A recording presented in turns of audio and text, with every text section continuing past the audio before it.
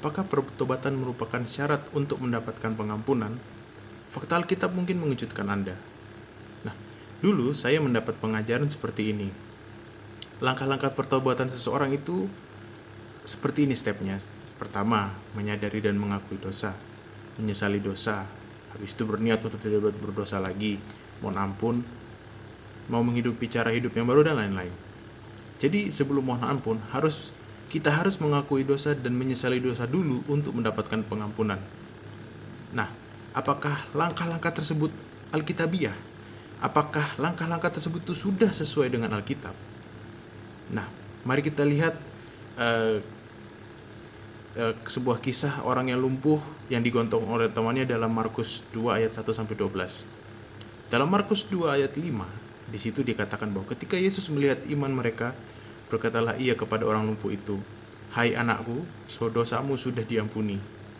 Nah, di dalam kisah itu, dalam ayat tersebut, tidak dicatat bahwa orang itu mengaku dosa, menyesali dosanya atau mengakui dosanya. Dia ke situ itu tujuannya untuk disembuhkan, bukan untuk minta ampun dosa. Dia di situ mau disembuhkan gitu.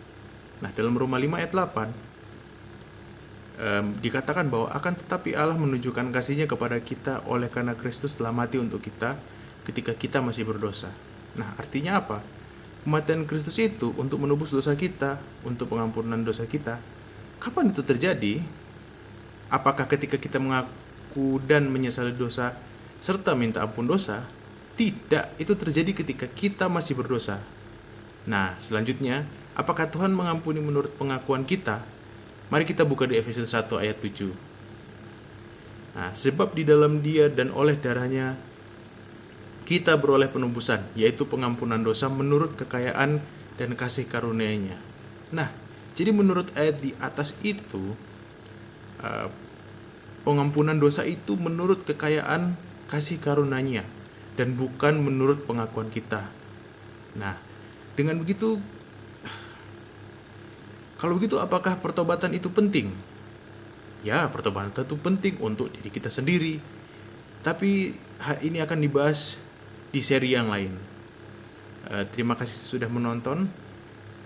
Shalom, Tuhan Yesus memberkati.